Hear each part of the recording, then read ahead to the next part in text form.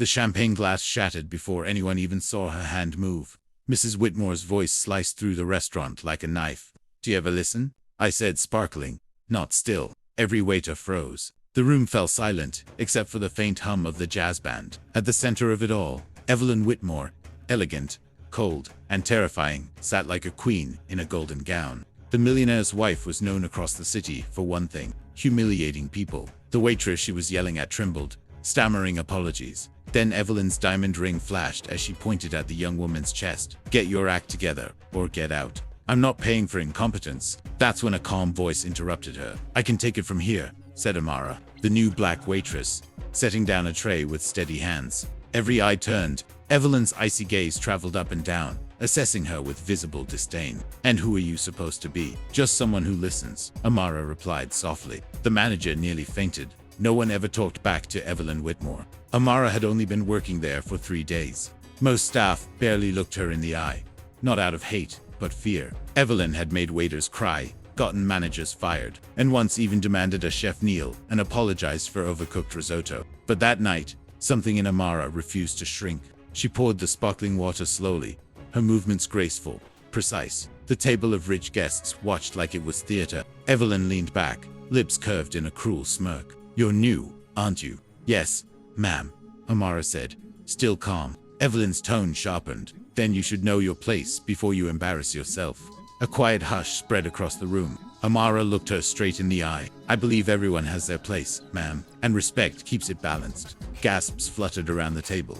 The other waiters froze mid-step. Evelyn's husband, Richard Whitmore, shifted uncomfortably. He had seen that look before. The one that turned dinner into disaster. "Excuse me." Evelyn's voice was low. "Dangerous." "I said respect, ma'am," Amara repeated. "You asked for sparkling water, and I listened." She placed the glass gently in front of Evelyn, meeting her glare without blinking.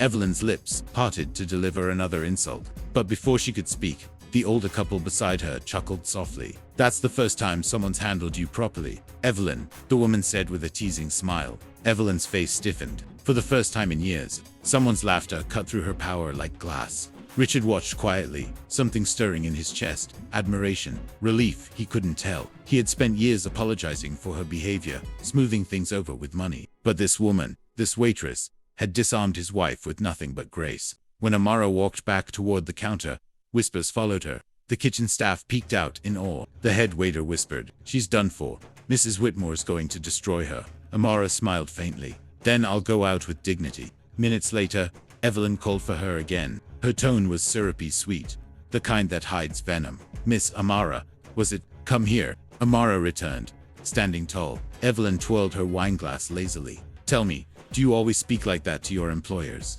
"I speak to people," Amara said simply. "Titles don't change truth." Richard coughed to hide a laugh. Evelyn's eyes flashed toward him, furious. "You find this amusing?" she hissed. "Actually," he said quietly, "I find her courage refreshing." That silenced the room again. Evelyn's face paled. For a brief moment, she looked small. The pianist in the corner struck a softer note, and the air in the restaurant shifted. Everyone felt it.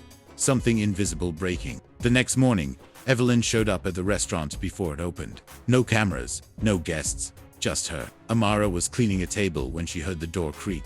She turned, startled. Evelyn stood there, sunglasses hiding her eyes, a paper bag in her hand. "I came to pay for the glass I broke," she said flatly. "And to speak?" Amara nodded, motioning for her to sit. For a long time, Evelyn said nothing. She looked out the window at the empty street. When she finally spoke, her voice was quieter than Amara expected. "People think I enjoy being cruel. I don't. I just don't know another way to be seen." Amara said nothing. She let silence do the healing. Evelyn's fingers trembled as she placed the bag on the table. "This was supposed to be a gift for my staff, but no one ever stays long enough."